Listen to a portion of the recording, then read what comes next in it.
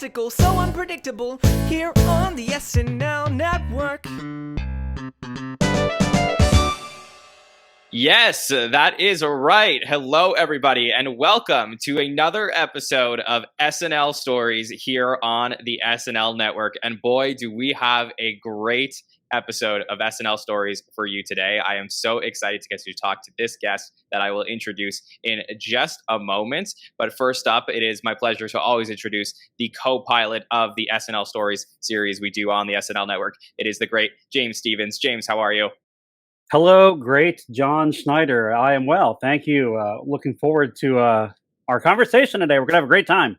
Yes, for sure. And James, you were just at the Blues Brothers convention. So how was that? Oh my gosh, it was fantastic. It was the inaugural Blues Brothers Con out there in Old Joliet prison. I think they did not anticipate the number of attendees. It was wild. It was crazy. But Aykroyd and Jim Belushi were there. Got to visit a little bit with Judy Belushi, who we've had on here before. But it was my sincere hats off to everybody who produced that event, because it was killer. It was fantastic.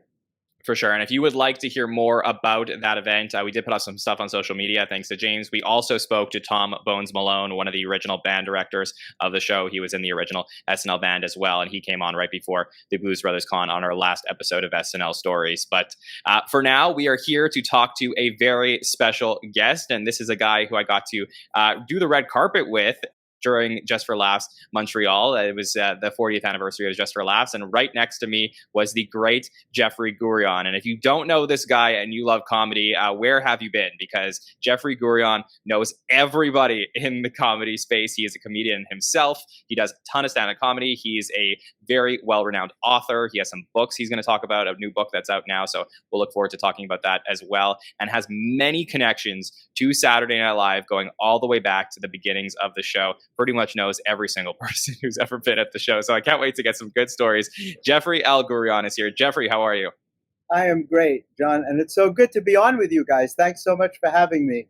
Lots of fun. Yeah, this is going to be great. So Jeffrey, I mean, like I said, there's so much to talk about when it comes to you and your career.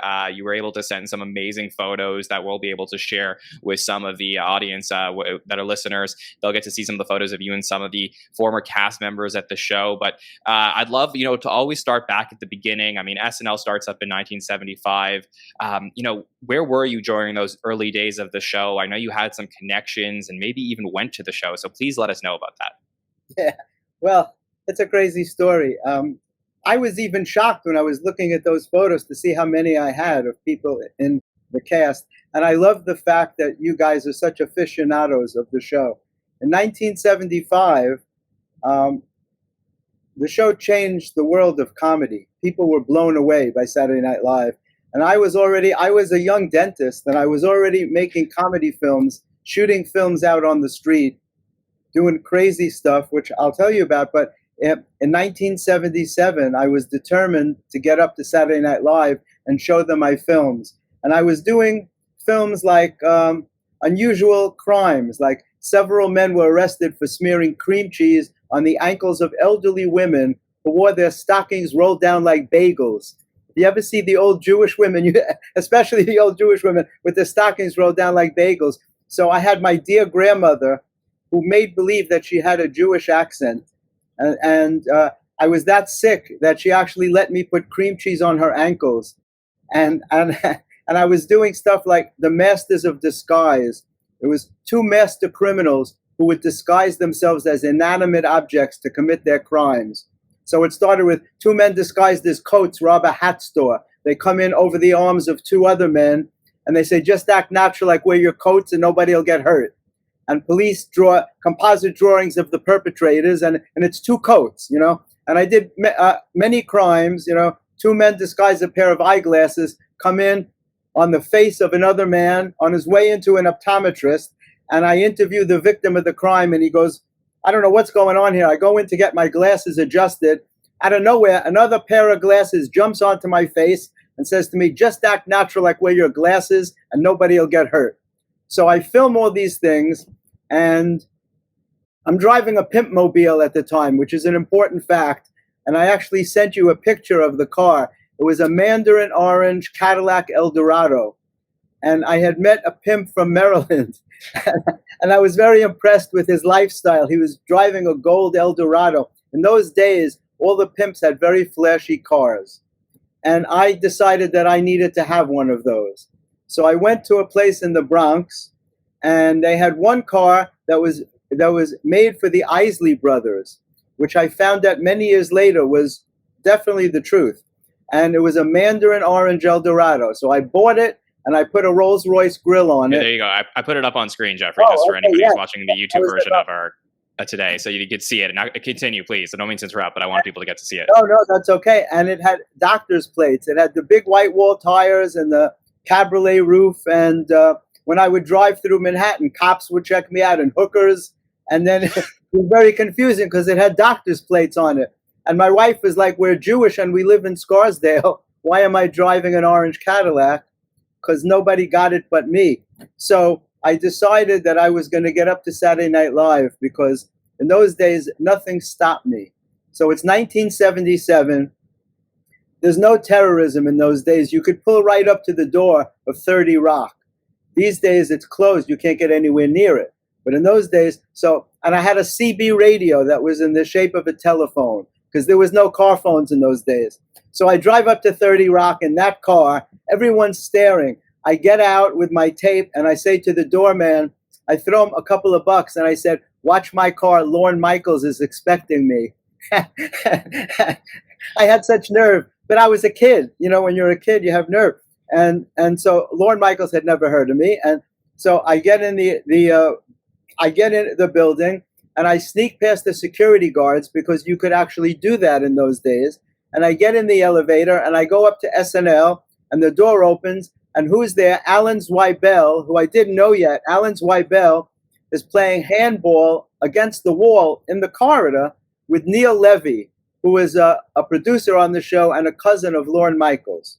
So I introduce myself to him, and I start to tell him, that Woody Allen read my material, which is true. Woody Allen had read my earliest material when I was still a junior in dental school, and he encouraged me to make these crazy films. And I told Alan about the films. To this day, over 40 years later, Alan Zweibel still remembers Cream Cheese on the Ankles, because he can't get that image out of his mind. Who could?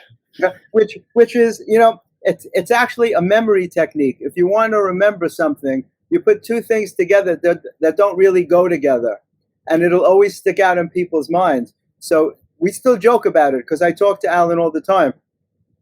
And so I showed him my films, and he did the nicest thing. He was being managed by a guy named David Jonas, who left us just a few years ago at 100 years old. And David Jonas was a comedy manager. And in those days, besides handling Alan, who had been making sandwiches in a deli in Queens before David found him, he was managing Freddie Prinze, among other comedians that used to work mostly in the Catskills. But Freddie Prinze was his big act. And not only did he give me his number, he called him on my behalf, and he asked him to meet with me, which is such a special thing.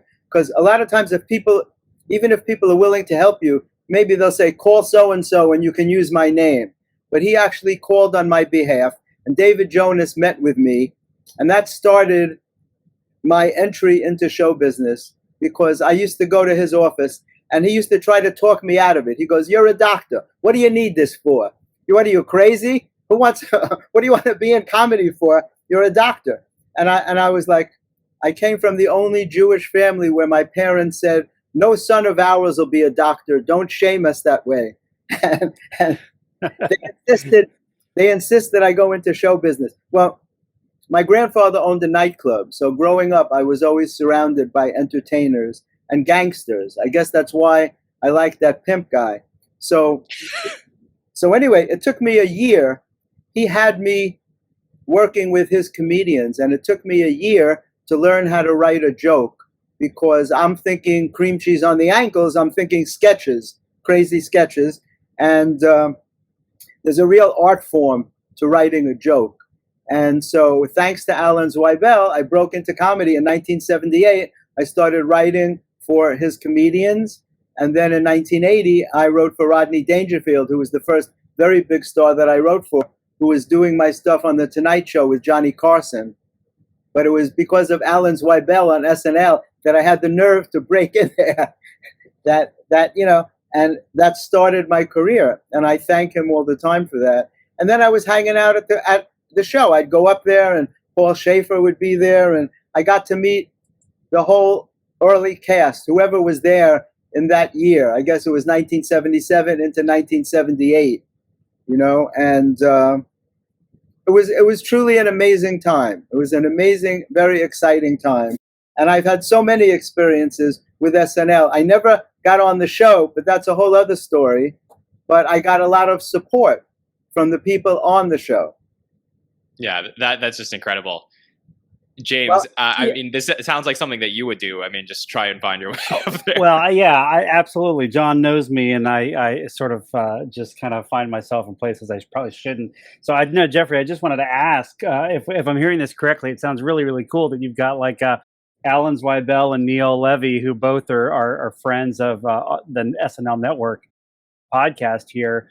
This sort of kind of shaped a little bit of a mentorship for you early on, if that's correct. And so tell us, in 1977, so that our listeners kind of have a picture of this, like, how old are you? Well, about what age is that? Nobody knows, and I never say. You know why? And I don't say that to be a jerk. No, that's fine.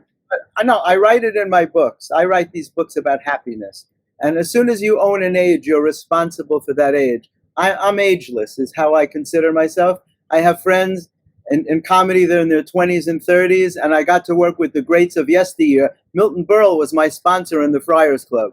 And I got to write for Milton and Jerry Lewis. And Ron Bennington on Sirius XM radio says, I'm the only person he knows that spans the generations. So I don't really own an age. And I hope you know what? I know that's fair, and I love that. Actually, it's a perfect answer. In fact, it's really not about the age as much as to just go, gosh, for anybody who's listening and just going, how does one, kind of progress, forward thinking. This is how you got your foot in the door, like most literally, like you were responsible to just take action and make it happen. And I'll tell you another early story. So in the early days, as I recall, they had assigned seating at SNL. So David Jonas made arrangements for me to go to the show, to the live show. And he asked me to take his daughter, a girl named Kathy Jonas. And so in those days, Arnold Schwarzenegger was not famous yet, but I was a very big fan of bodybuilding magazines. And I was married at the time. And I used to say to my wife, don't let this guy ever insult you, because I don't want to have to fight with him. And it was Arnold Schwarzenegger, right? So I take Kathy, we go to SNL, and I get to the show, and who's sitting in my seat? Arnold Schwarzenegger. And I have to ask him to move. It was ridiculous. The guy's like a mountain. But a lot of people didn't recognize him, but I knew who he was from the magazines. And also because I've always been a fan of unusual names. And Schwarzenegger, you can't get a more unusual name than that. So I said to him, excuse me, Arnold, but you're in my seat. And he was so kind. He goes, oh, I'm so sorry. And he moved. And we wound up exchanging information. And I wound up writing jokes for him when he was on the Mike Douglas show. And about a year and a half ago, they did a little documentary about me. And I actually found a letter from him on his stationery. I think it was Golden Oak Productions, thanking me for writing these jokes for him. But that came from SNL, from being on the show in those early days. I think that must have been around 77 or 78. The documentary that you speak of, yeah, John, I don't know if there's a way we can, kind of post it or yeah, we'll like put that, it in the show notes. Is really cool. It kind of answers the question, doesn't it?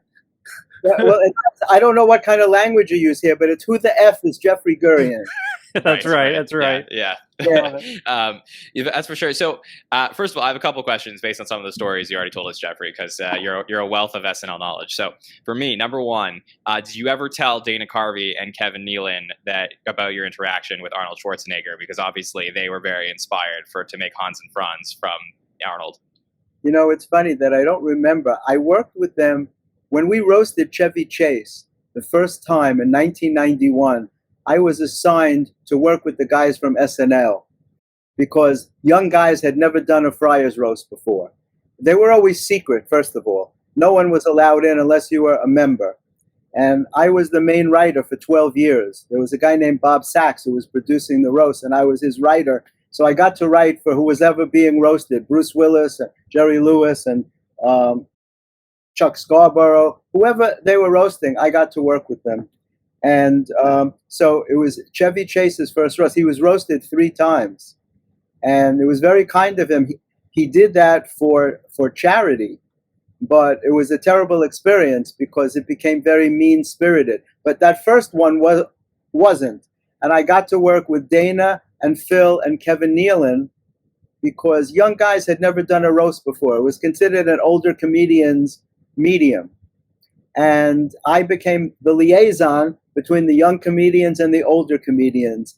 And that's how I got so friendly with Phil Hartman and wound up writing with him.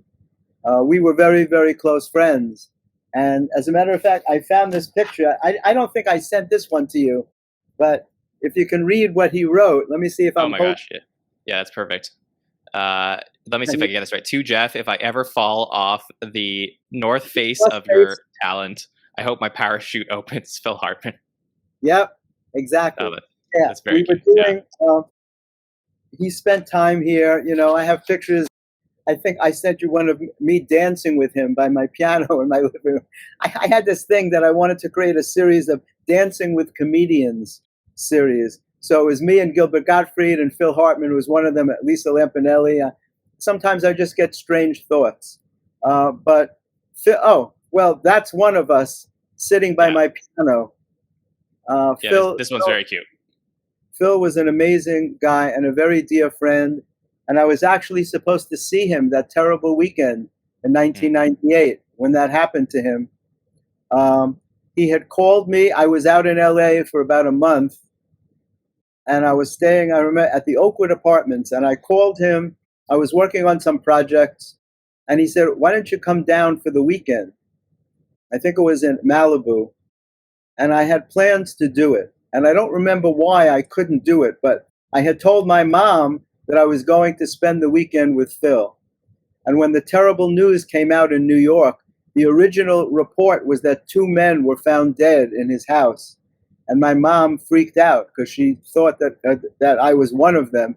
And that's how I found out what happened. She woke me up early in the morning with a phone call. And she said, did you hear about Phil? Well, first she said, are you okay? And I said, yeah, what's up?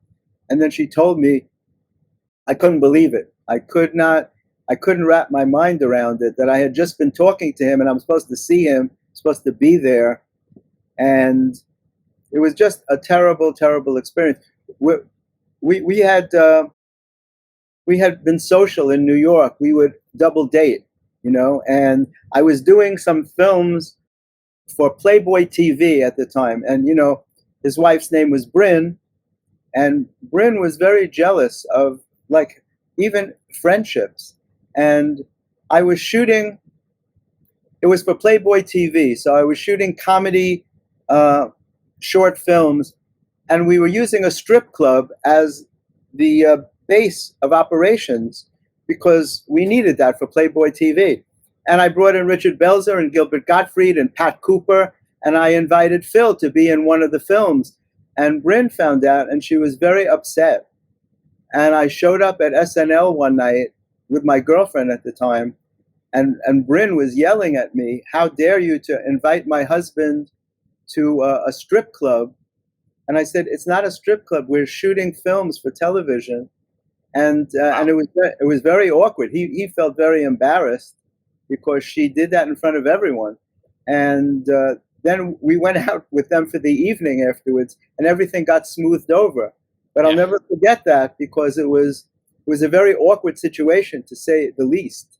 You know, she was a very sweet girl. When we would go to their house, she was always very accommodating and all, but she was very jealous and very protective of him in a situation like that. And he even explained to her, I didn't just invite him to a strip club. We were shooting scenes for these comedy films, which came out on TV. They all played on Playboy TV. So anyway, Phil was revered as one of the greatest character, players of all time. And all the people that I know who are on SNL today, they all look up to him, to his talent. He was truly an amazing guy. 100%. I mean, obviously one of the greatest cast members of all time. And it's something that I think, Jeffrey, that we talk about a lot here on the SNL network when we're analyzing, current cast members, some of the, new greats of the show. Sometimes we do play this game, this like, what if Phil was still around? How would he have been remembered at the show? And I think obviously his legacy is very strong as being one of the greatest cast members of all time. But do you think he would have come back and been a part of the show even up until today had he still been around? Or do you think maybe he would have gone off and sort of like left SNL behind? Well, we were already working on a new show at the time. He was supposed to, if my memory serves me well, he was going to play a detective. And one of the interesting things that I remember about planning for the Chevy Chase roast was that these guys were going to do it in character. And what I was telling him was that it's very hard to stay in character for an extended period of time while you're telling jokes about people. I remember us having each of them, like Dana, and I think Kevin did, that character he does where he Mr. Somebody, where he subliminal. Yeah. Subliminal. I think he performed in that character, and Phil was going to do a different character, and I believe that we changed it at the end because, as I said, it's hard to stay in character telling jokes for the whole time. And they all did great. I mean, it was a really big hit, and after that, a lot of young comics started doing Friars Roast. But Phil was working on other things as well.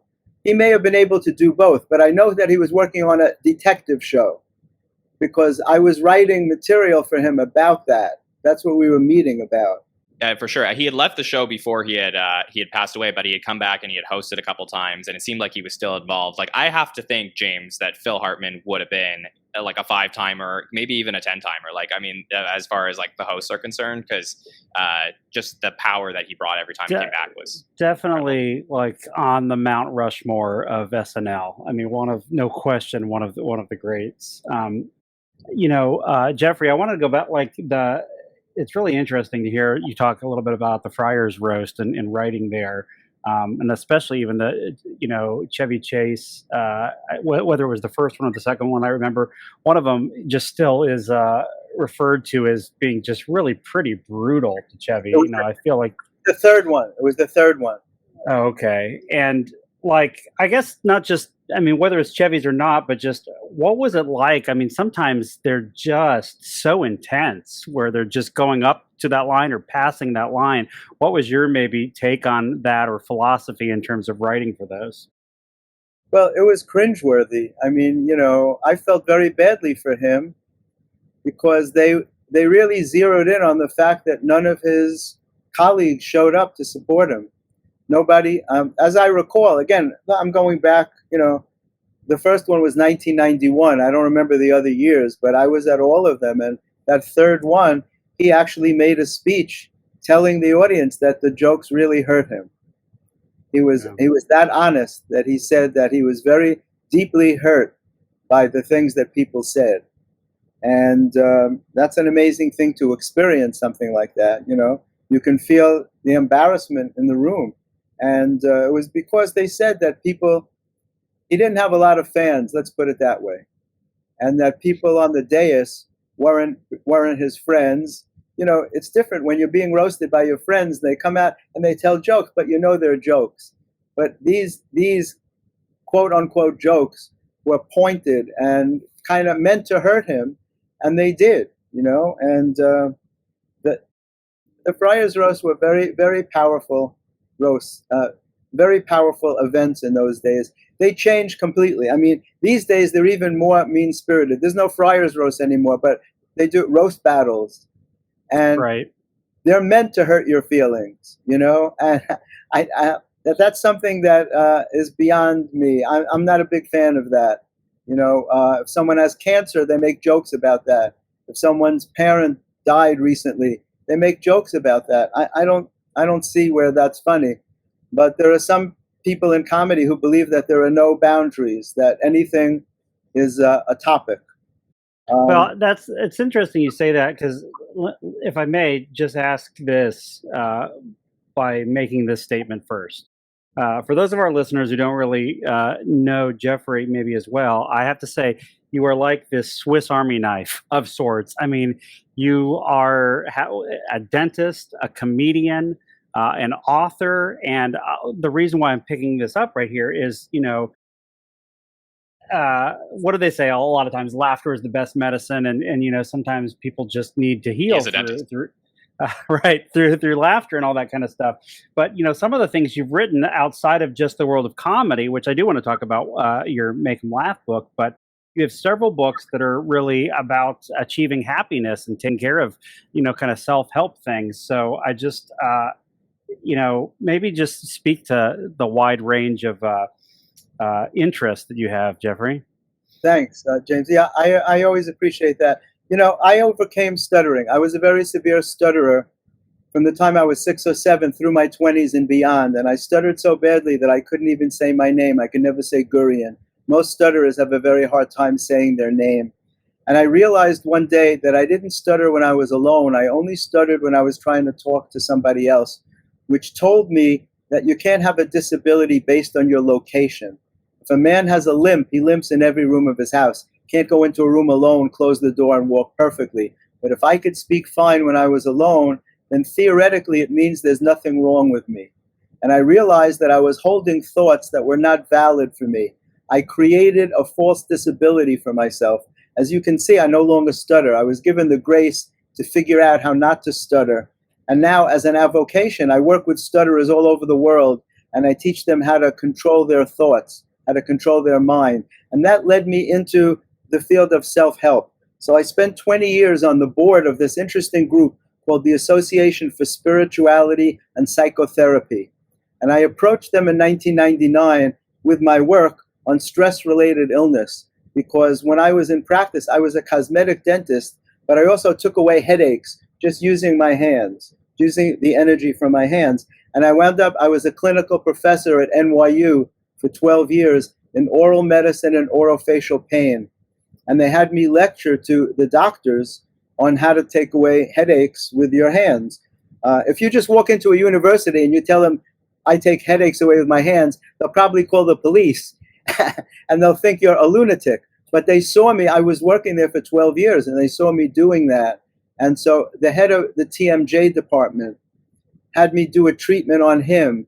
His name is Michael Gelb. He's a worldwide authority on TMJ. And then he had me lecture to his graduate students. And I lectured to the whole faculty on my technique. And I lectured at Temple University about that. What most people don't know is that in this country alone, there's more than 150 million people who suffer with what they think are migraine headaches that really come from stress, from clenching and grinding their teeth. And the past 3 years with COVID and all the stress that we've been living with, people are cracking their teeth and they're getting headaches and neck pain. And if you wake up in the morning and your neck hurts, the last person in the world you would tell would be your dentist, right? Why would you ever tell your dentist that your neck hurts? So it goes undiagnosed because people don't know that the muscles from the jaw go into the temple, they go into the back of your head, into your neck, and they go into the shoulders, into the trapezius region. So if you wake up in the morning and you're stiff and achy, which happens to a lot of people, most people think their pillow's no good or their mattress is no good because you can't know what you don't know. Right? You can't wake up in the morning with neck pain and say, you know what, my TMJ must be out. It must be my sternocleidomastoid muscles, because you don't have that knowledge on your hard drive. So I decided to write books on happiness and how to change your thinking from negative to positive, because I wound up with 8 books. I never thought I'd have even one book. My first 5 books are on comedy, one with Chris Rock called Make 'Em Laugh, on the history of the comic strip, the club where Eddie Murphy discovered Chris Rock, where Jerry Seinfeld came out of. And I have a great Billy Crystal story for you after this. But so I started writing books about how to change your thoughts, because I was lucky enough I got through a heart attack in 2015, what they call a widowmaker heart attack. And then I survived the hospitalization with COVID double pneumonia in 2020. I got it when it first came out because you could tell I'm a trendsetter. I didn't want to wait. Exactly. I went right out and got it. The day they declared it a pandemic, that's the day I got sick, March 11th of 2020. And 2 weeks later, I was in the hospital. So I started writing books like this. And if you could see it, it's called Healing Your Heart by Changing Your Mind, a spiritual and humorous approach to achieving happiness. And it became a #1 bestseller on Amazon. And I get the most amazing messages from people. Recently, I got a message from a doctor in Georgia who told me that my book helped her survive serious heart surgery. And where it's called Healing Your Heart, it's not about heart surgery. It's about releasing the heart wounds, which I call them, the pains of childhood. From the time we're children, we accumulate these pains. Every time someone hurts your feelings or breaks a promise to you or lies to you or breaks up with you in a relationship, it stays inside of us and it stays lodged in your heart chakra. And you know that stupid saying they teach us, sticks and stones will break your bones, but words will never harm you, is the furthest from the truth, because all the bruises you got as a kid healed up a long time ago. But every one of us can remember something that someone said that hurt our feelings. So I write books about how to take away those pains and how to achieve a state of happiness in your life. And it led to me, then I wrote, after I recovered from COVID, I wrote Fight the Fear, Overcoming Obstacles That Stand in Your Way, which had to do with, I battle fear on a daily basis, and we've all been engulfed with fear for the past 3 years. And, afraid of dying, I have fears of traveling, so I confront my fears on a daily basis to the point where I made myself go to Japan by myself in 2019. It was the scariest thing I could think of to do, and I went to Japan alone for 2 weeks, and I wound up performing in 2 comedy shows. And I fight my fear all the time. It's what I had to do to stop stuttering. It's what I had to do to get on stage, to start performing comedy. Because by the time I wanted to start performing, too many people knew of me, and it was a lot of pressure. It's like being Chris Rock's little brother, who I happen to know. It's very hard to go on stage when people are expecting so much of you, And my most recent book that I wrote just a few months ago is called Facing Adversity, Stories of Courage and Inspiration. And I collected these stories over 20 years. True stories of amazing, courageous people who overcame unbelievable difficulties to lead happy and meaningful lives. I started collecting it 20 years ago because I've always been impressed by people who managed to do that. Life gives every one of us obstacles to overcome. And some people are crushed by them, and some people manage to overcome them, which amazes me, and I honor those people. So my stuttering thing was minor compared to the people in this book. But the messages that I get from the public are so rewarding that it tells me that I'm doing something right, because my feeling is that we're given these obstacles, but if you can overcome them, you're meant to help other people. That's the process. You become an inspiration to other people to show them that it can be done. And I know you didn't expect a long lecture, but I always appreciate being able to talk about that stuff, because people need that. They need guidance. And I've been through so many things in my life, and I wanted to write something that I felt would help people. I also make them funny. They're not completely serious, but I think that's what resonates with people. I think you're a wonderful guy. I really am so impressed with everything that you've accomplished and everything you're doing. So really just wonderful to get to hear about all of this, and definitely encourage the listeners to check that out. We'll put some of those books in the show notes for people to link to Jeffrey. But I did want to ask you before we get into, I have some other questions for you, but before we get into it, you did tease us with the Billy Crystal story. So the listeners are waiting for this story. So what is it? Absolutely. Yes. So around the mid 80s, I contacted Jack Rollins. Now, I don't know if you know the name Jack Rollins, but he was one of the most famous comedy managers in the world, who also left us fairly recently at 100 years old. And he managed Woody Allen and Robin Williams and Billy Crystal at the time. The top 3. You couldn't do any better. And I wrote to Jack on my dental on my dental letterhead. And I wrote to him about that I'm a comedy writer and all that. Anyway, he invited me down to meet with me. And we started a friendship. And I showed him my work. And he became a big fan of my work. And he called Herb Sargent up at SNL. And he said, Herb, you got to meet with this kid. He's really funny. And I showed him my films, the Cream Cheese on the Ankles, The Masters of Disguise. I did a special on prominent businessmen who wear swim fins to the office.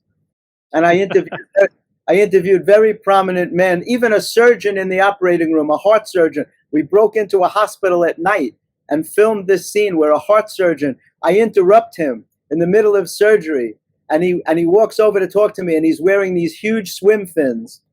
And so he sends me up to Herb Sargent, who people know had been with Saturday Night Live since the beginning for so many years, was like the head writer. And I get to Herb's office, and I said to him, Herb, did you read my stuff? Did you watch my films? And he said, I don't even have to. He goes, if Jack Rollins says you're funny, you're funny. And I never forgot that. It was just amazing to me. And he watched my stuff, and he said, you need to be doing films for the show. So he set me up with a meeting with John Head. Now, John Head was with Broadway Video. He was in those days, he was in charge of film acquisition. So this was leading to one of the biggest mistakes I ever made in my life. I changed the course of my life, and I don't know what would have ever happened, but he set up a meeting for me with John Head, and me, like a schmuck, I decided I was going to try and impress this girl that I was hanging out with. And I invite her to come with me to the meeting, to Saturday Night Live, because I didn't have the confidence to show up by myself. I thought it was whoever was on my arm. That's what was going to make me important. And I literally changed the course of my life, because when I showed up for the meeting that day, I showed my films to John Head, and who was there but Dennis Miller? And Dennis Miller, I had known him because we used to hang out at this place called Columbus Cafe, which was the hottest celebrity place that Manhattan ever had. There's never been a place like it before or since. And every night it was Danny Aiello and Sylvester Stallone if he was in town. Arnold Schwarzenegger would be there. Mike Tyson was there. Every big star, Bruce Willis, every big star would come in. Tony Sirico. It's where I got friendly with all these people. And I was there every night. And so Dennis Miller says to me, hey, do you mind if I sit in on the meeting? And me, like a total whatever, I said, sure, of course, because I wanted him to see the films, not realizing that I'm doing comedy news, and he was the news update guy. So I'm his competition now. I'm doing a different kind of comedy news. I'm doing like if Monty Python did the news, that would be my news broadcast, right? So he couldn't have cared less about my films. He wanted to meet the girl I was with. Right. That's why I was such a schmuck. So I said, sure, come in. So we have the meeting. John Head watches the films, and I'll never forget his words. They're embedded in my consciousness. At the end of the films, he says to me, these are great. He goes, I see no reason why you shouldn't be doing films for the show. I'm going to set up a meeting for you with Lorne. I said, great. He's like, call me on Monday, and I'll tell you, what to do. All right, I call on Monday, and his whole tone is different. And he says to me, listen, he says, Dennis Miller really liked your stuff, and he wants to be the liaison to Lorne. So you need to call Dennis. He goes, I'm out. You need to call Dennis and make arrangements. And Dennis would never take my call. And I called him over and over again, and he never answered me. Meanwhile, he went out with that girl over the weekend, and he was partying with Billy Crystal and Robin Williams, and everybody but me. And I went into like a depression. So I ran into Dennis one night at Columbus, and I said, how come you're not taking my call? And he says, well, I'll tell you what. The show wants me to do remotes, and that's not really my thing. Remotes being films done on the street. He goes, but that's your specialty. So he goes, send me like 10 ideas, and if I like them, we'll do them on the show. But I want them by tomorrow. I stayed up almost all night, to get them to him. And I wrote all these ideas and I sent it to him, and he never answered me, never got back to me. And you know what? It was a great lesson for me. It was a terrible thing because I never know what would happen. I told this story to only one person, to Mark Maron. It's on my YouTube channel. And Mark said that he didn't know Dennis, but he thinks Dennis should owe me an apology because it's so many years later. But it's the kind of story. You talk about heart wounds. I did a very stupid thing. Who brings a girl to a business meeting? I wasn't thinking straight in those days. I was caught up. I was caught up in the insanity of what was going on and the excitement, I should say. And I changed my life one way or another. Who knows what would have happened at that meeting? Nobody will ever know. But I learned that it's me that they're inviting. They're not inviting me to come if I bring a certain person with me. You know, they invited me because they thought I was talented and they liked what I did. No one said you can come if you bring a beautiful girl with you. No one ever said that, you know. But in my head, in my mind, I wasn't secure enough to show up on my own. So it was a great lesson for me. So did you ever talk to that girl again? I don't remember. She disappeared from New York. I don't know. I actually looked her up recently. She doesn't exist on the internet. I don't know what happened to her. But it was a very traumatic time for me. But it's tied in with the Billy Crystal thing. So Jack Rollins thought that he wanted to do a sitcom based on my story about a dentist who wanted to be in show business. And he wanted Billy Crystal to play me. But Billy, I believe, was doing Saturday Night Live at the time, and he wasn't free to do that show. So, but that's how I met Billy, because he invited him to the office to meet me. And in my book, there's a picture, which I sent to you. There's a picture of me and Billy, and he's pointing to his teeth, because I did the interview at his office in Beverly Hills. Most of the people that I interviewed, whether it was Seinfeld and Chris Rock and Ray Romano and Jim Gaffigan, Lisa Lampert, Colin Quinn, they all came to sit with me at the comic strip to do their interviews, because I wanted to do everything in person, no phone interviews. But for Billy, he was in LA and it was very special. So I went to his office in Beverly Hills and we sat together. And halfway through the interview, I didn't tell him that we had met years before. He remembered. He goes, "I know you." He goes, "You're the funny dentist." And I'm like, I hate when people say that. But then we took that picture and you have it. So if there's here it is. Bring it up right now. Yeah. There he is. Yeah. And he's pointing to his teeth because he knew. So Jack said to me, he could only get behind a sitcom like that if he was handling the store. So, okay, I'll show you what luck. So he sends me, I was doing a lecture in Hawaii on cosmetic dentistry. And Julio Iglesias was performing at one of the hotels. And Jack was managing a juggler at the time. And I don't know why his name escapes me for the moment. But he said to me, "This guy could play you also. Go to Julio Iglesias' show and talk to this guy after the show and pitch him the idea and see if he's willing to play you in a sitcom." By the way, I called Paul Reiser. Paul Reiser was not famous yet. And I said to Paul, I remember where I was. I was on 54th Street in a parking lot. And I called him up and I said, "Would you play me in a sitcom?" And he said, "Sure," because he didn't have anything going on. And before that could happen, he got, I think the show was My Two Dads or something like. He got his own sitcom before he could play me. So you could see how my luck was going. So I'm in Hawaii and I go to Julio Iglesias' show. And this juggler who was supposed to open for him makes a mistake and doesn't realize he's supposed to be there that night. He's an hour away and he misses the whole show and he gets fired. He shows up an hour and a half late, he gets fired, and I have to pitch the guy to play me in his show. Can you imagine what a bad mood he was in? He was like, "Why should I do your show? I have a million show ideas of my own." And so it never happened. But Jack Rollins was very influential in sending me up to Saturday Night Live. It was because he called Herb Sargent that they were willing to meet with me at all. So, yeah, it's a really fascinating story. Jeffrey, I think, we obviously talked a lot about the different things you've done throughout your career. James called you a Swiss Army knife.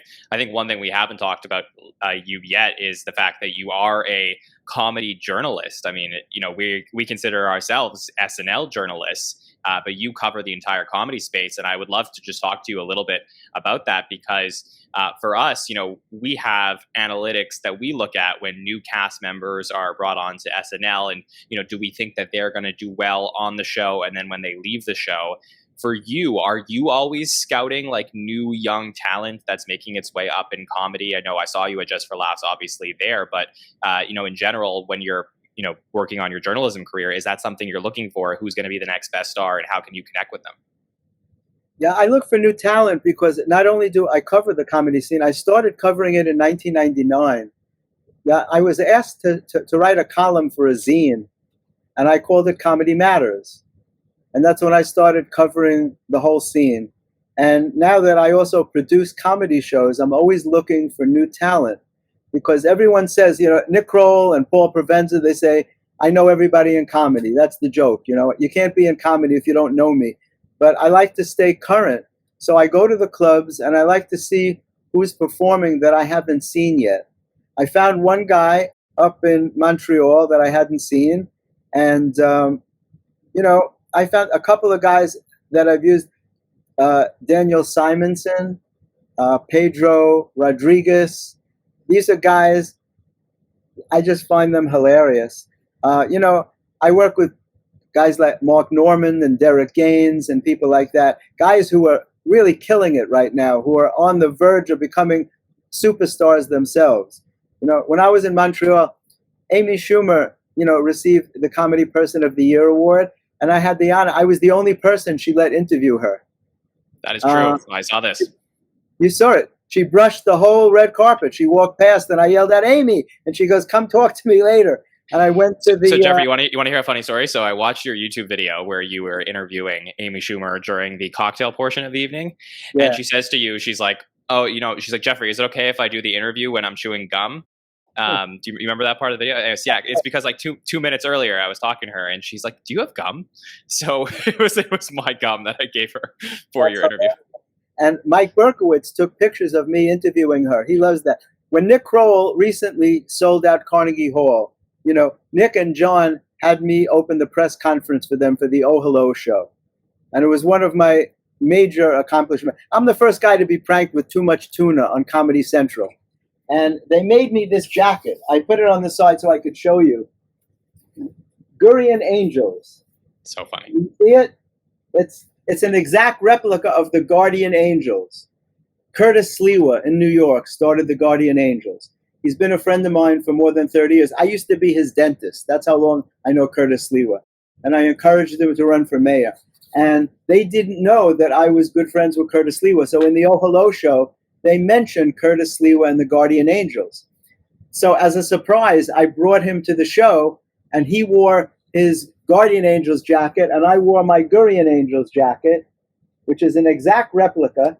And Fred Armisen was the guest that night, and I didn't know that Fred had always wanted to meet Curtis Sliwa.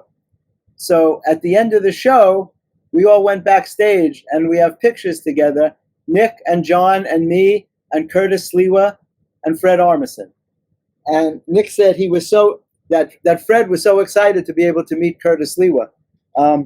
So you had asked about comedy journalism. Because of the pandemic, I wasn't covering shows the way I had been. I would go from comedy club to comedy club every night.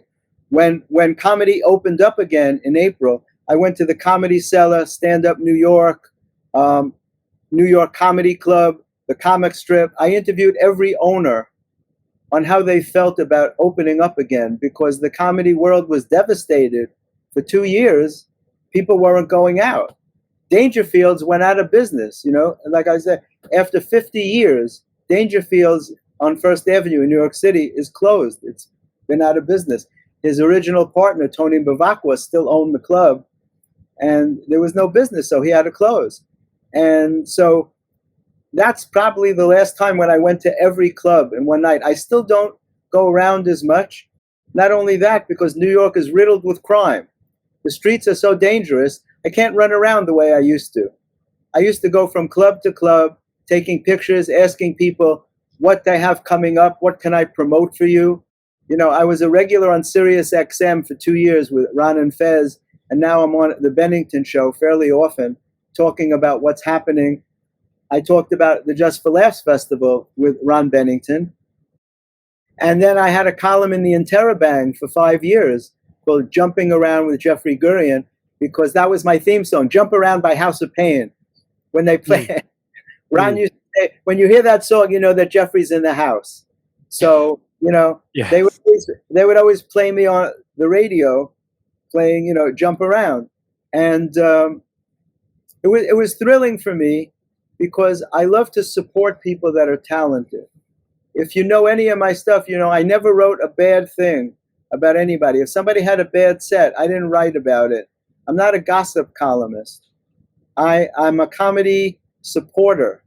So I write things that are positive about people. And like I said, if you had a bad show or a bad set, I didn't write. One time I wrote something. I was at a taping. Jerrod Carmichael did an HBO taping, and it was very unusual. And I wrote strange and unusual. And everyone contacted me. They couldn't handle it, that I wasn't glowing. And Jerrod, he just won for the best comedy special for Rough Annual. And, he's very courageous to talk about the things that he does. But sometimes he is strange and unusual. Let's be honest, right? Yeah. When I write about stuff, as I said, I respect every person that goes on stage. Unless you've performed, you don't know how hard that is. It took me years to get the courage to start performing. As I said, I've been performing now about 15, 18 years, something like that. But it took a lot. But I've been writing, I've been in the comedy world for decades. So it took me a long time to get the courage. I had to fight the fear. That's why I wrote that book, so that I could get on stage.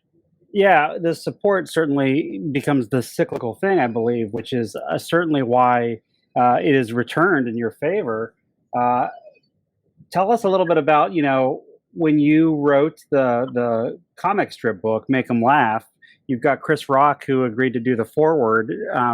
He's kind of like on the top tier of all time, stand-up comics. Arguably one of the strongest ever.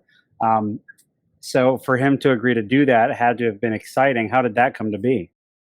Well, he was very close to Richie Tinkin, who just left us a little more than a year ago. Richie Tinkin was the original owner and founder of the comic strip, and a very, very dear friend of mine. I spent 4 years doing that book. And just about every single night of the week, I sat with Richie in his little private office at the comic strip. And we invited all these people. And if you see who's in this book, is Jerry Seinfeld. And, it took 3 years to get all the interviews, because even though these people wanted to do the interview, their schedules were so complicated. It was very hard to get them to come in. It took months to get Jerry to come in. And then he couldn't have been nicer. When he sat with us, he just told stories, and it was incredible. We took pictures, and but it took about 3 or 4 months until we could get him to come in. Chris Rock is very close to the club because that's where he was discovered by Eddie Murphy in 1985. And I don't know if you know the story, but it's a wonderful story, because Chris was 19 and he was setting up chairs in exchange for stage time. He was cleaning the club. He used to sleep sometimes in the club, just hoping that some comedian would cancel so he would go on stage. And Richie, in exchange for setting up chairs and stuff, he would let him go on late night, where you'd be performing for 6 drunks at 3 a.m, And Eddie Murphy was his idol. Eddie was the biggest star in the world, and Richie was managing him the whole time. And when Eddie would come in, everybody would be very excited. The audience would go insane, because Eddie was like the Elvis of comedy. Nobody wore leather suits and shit like that. I mean, Eddie was incredible. So he comes by one night and he says to Richie, "Are there any black comics I can see?" And believe it or not, there were very few black comics in those days. George Wallace, and so they didn't want him to leave. Lucian Hold was running the club in those days. Lucian Hold was the manager for 25 years. And people used to think he owned the club, because when Richie spent a lot of time in LA with Eddie Murphy, he needed somebody in New York to book the shows. So he taught Lucien Hold how to do it. Lucien had been a Broadway dancer and a carpenter. He actually physically built parts of the club. So they decided to give Chris Rock a break because they didn't want Eddie Murphy to leave. And they said, well, we have this kid, Chris Rock, and he's new. And he's like, put him up. And it was a Friday night, and it was packed. And Chris had never performed for a packed audience before. And he knew Eddie was there, and Eddie was his idol. And Chris himself told me the story. He says he went up on stage. He didn't think he did that well because he's very humble. But Eddie loved it. He said he heard Eddie's laugh. You know, Eddie has this very distinctive laugh. And so Eddie was waiting for him when he got off stage. And they sat in this big window seat. And Eddie had a bodyguard. I think his name was Flutie. And he protected them from people bothering them. And Eddie gave him his phone number. And he said, call me. So a few days later, Chris is walking in the street. And he comes into contact with Louis Ferranda, who has been running Caroline's Comedy Club for many years. But in those days, he was a bartender at Catch a Rising Star. And he says to Chris, hey, I heard Eddie Murphy likes you, because word had gotten out through the comedy community. And he goes, yeah, he gave me his phone number. And Louis said, well, did you call him? He goes, no, man, I'm too nervous to call him. And he's like, schmuck, if Eddie Murphy gives you his number, call the guy. So he called him that night. And he invited him to come out to the movies with him. He said, and to show you how long ago it was, they went to see, I think it was Spike Lee's Do the Right Thing. He goes, and Spike was out in the street selling T-shirts. And it was at that night that Eddie Murphy invited Chris to come to LA with him to do reshoots of the movie Golden Child. And while he was there, he created a part for him in Beverly Hills Cop 2. And that's what made Chris's career. So Chris is very grateful to the comic strip, and that's why he wrote the foreword to the book. Not only the foreword, he sat for an interview and also wrote the foreword, which he sent us from the Cannes Film Festival. Because we were writing to him, we're like, Chris, the publisher is waiting. We need the foreword. So he was at Cannes, and he sent it in, and it was a wonderful, wonderful foreword. So I got all these people, including Billy Crystal, George Wallace, Jeffrey Ross, Jim Brewer, Rick Overton, Adam Ferrara, and Colin Jost, of course, is in here. And we did it with Skyhorse Publishing, and we had to do an update because in those days, Colin was new on Saturday Night Live. So when he became the head writer and the Weekend Update guy, we redid the book. We did an updated version called Laughing Legends. And we updated it because some of the younger guys that we had mentioned, like Colin and Jordan Rock, Jordan, who's Chris's baby brother, wound up doing Judd Apatow's show Love and stuff. So we wanted to update it and give them credit. So there's two versions of the book on the comic strip, and I had the honor of writing both of them. That's incredible. That's fantastic. Yeah, what a wonderful story. So, Jeffrey, for all our listeners, I mean, this is only part one with Jeffrey Gurian. We're going to have him back. We're going to hear more stories. So don't you worry. There's a lot more left to talk about. But just for today, I do want to ask you a little bit about Saturday Night Live. Obviously, we heard about your experience going to the show. Are you still watching the show today on a weekly basis? When you're watching it, like, do you get to analyze the sketches and look through them all? I never analyze the sketches. I don't watch on a weekly basis. I watch when a friend of mine is on, like when John Mulaney's hosting. I got to watch, you know. I'm always tempted to ask if I can come to the after parties, but they get very few tickets, and I don't like to impose, you know. And I'm friends with Colin. Colin gave me a blurb for my book. You know, I wrote a book called Man Robs Bank with His Chin. Another unusual stories missed by mainstream media, which is, let me see if I have it. I'll show you the cover, and it's got, where the heck? Oh, here it is. And it's got Jeffrey's a blurb. just looking at the back of his office now. Yeah. It's got a blurb by Colin Jost. Here's the book. See? Can you see it? Man Robs with His Chin and other unusual stories missed by mainstream media. Because I used to write for the Weekly World News, and I had my own column called Gurian's World of the Bizarre. And Colin Jost wrote, ever since I met Jeffrey Gurian, good things started happening to me. Coincidence? Yes. And Nick Kroll also wrote a blurb. He said, Jeffrey Gurian asked me to write a blurb for his book, and this is it. And That's amazing. Richard Lewis wrote, these hilarious stories and the author's longtime reputation as a top comedian makes you wonder why he isn't selling out clubs in North Korea. That's Richard Lewis. So you know what? I watch SNL. I never analyze sketches. Sketches are very hard.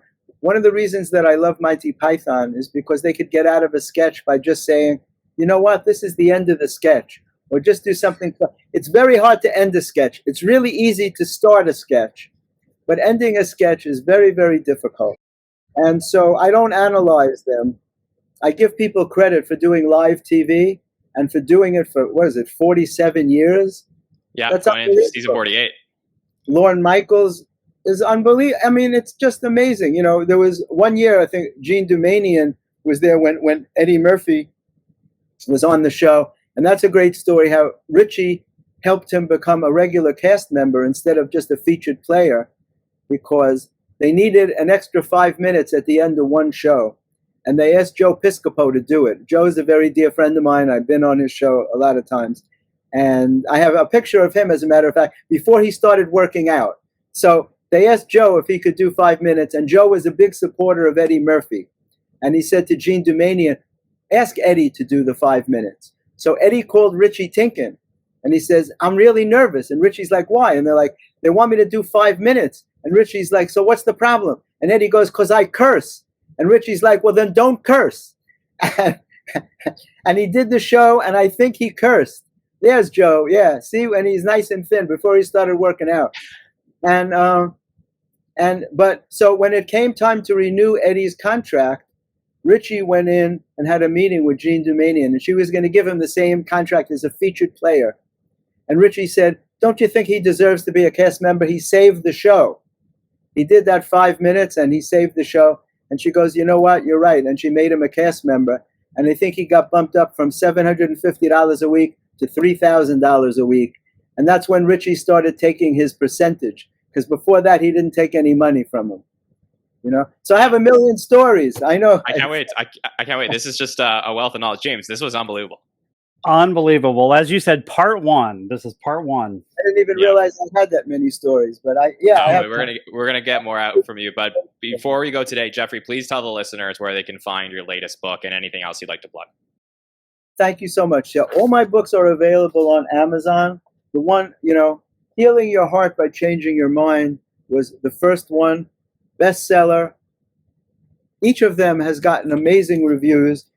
Fight the Fear, Overcoming Obstacles That Stand in Your Way. Oh, this one is, Facing Adversity, Stories of Courage and Inspiration. And this one is Fight the Fear, Overcoming Obstacles That Stand in Your way, to guide people how to get through fearful times and how to think differently, how to process your thoughts so that you can regain control of your thinking. And the other books, Man Robs Bank with His Chin. All you have to do is Google me on Amazon and all my books will come up. My website is comedymatterstv.com. On Instagram, I'm at Jeffrey Gurian. And my YouTube channel is youtube.com/comedymatterstv. And it would be great. I have over 500 videos with every comedian that you love. There's a whole playlist of SNL stars. But, I just did a huge one with Jay Farrow, who was the host of the Red Carpet Awards. And every year in Montreal, I get to cover the red carpet. And they always give me a good spot. This year, they gave me a great spot. I got next to you guys. And I got to talk to Jay. We're old friends from the comic strip. That's where he did a lot of his earlier work. And it was great to see him hosting the red carpet. So I have more than 500 interviews with everybody from Jimmy Fallon, who was also an SNL alumni. Jimmy's wife filmed the interview that I did with him because my DP couldn't show up that night, and I didn't have the nerve to tell him. And I said, Jimmy, I don't have anybody to shoot this. He goes, don't worry. Nancy is a TV producer. She'll shoot it. Just give her the camera. So she shot it, and that's a story that I'll tell you on our next time that we get together. But it's a funny story. So anybody who likes comedy interviews, go to youtube.com/comedymatterstv. There's more than 500 of them. you could be there for months. Yes, for sure. Yeah, that's definitely sure. And yeah, we're just so thrilled that you gave us so much time today. So thanks, Jeffrey, for joining us. I really just want to thank all the SNL Network listeners who have been enjoying all the content we've been putting out this summer. We just wrapped our series where we counted down the top 20 SNL characters of all time. So you can go check that out. That was with the patrons, our supporters of the SNL Network who came and joined us for all of those shows. Coming right up this week on Labor Day, we have a Superfan Takeover where the Superfans will be back to tell you about the state of SNL as we start looking towards season 48. Hard to believe we're already almost at September, so this is crazy. And then we'll be back with all of our preseason 48 coverage. So this is going to be a lot of fun. Can't wait to do it all. James, thank you for joining us today. You had fun today? Absolutely. This was fantastic. And I'm not just saying this like I'm blowing smoke or something, but literally earlier today, I dropped on my wish list on Amazon most of Jeffrey's books. They look incredible, and I can't wait to dig into some of those. Jeffrey, it's been fantastic. Thank you so much. That's very kind of you, James. I really, really appreciate it. And I hope you enjoy them. And I hope you'll leave a good review, because those are important. Those are Absolutely. And just here's a little taste, the picture of dancing with Phil Hartman. And I'll show you the rest when I see you guys again. Yeah, I can't wait. When we come to New York, Jeffrey, we're gonna hang out. So we'll definitely do that. And yeah, for sure. So you know where to find the SNL Network: YouTube, Apple Podcasts, Spotify, wherever you listen to the shows. You can also find us on all social platforms as well. All right. So this has been part 1 of our SNL Stories series with Jeffrey Gurian. He'll definitely be back on the show sometime soon. I want to thank Jeffrey and James for joining us today on the show. We will see you next time, everybody. Have a good one.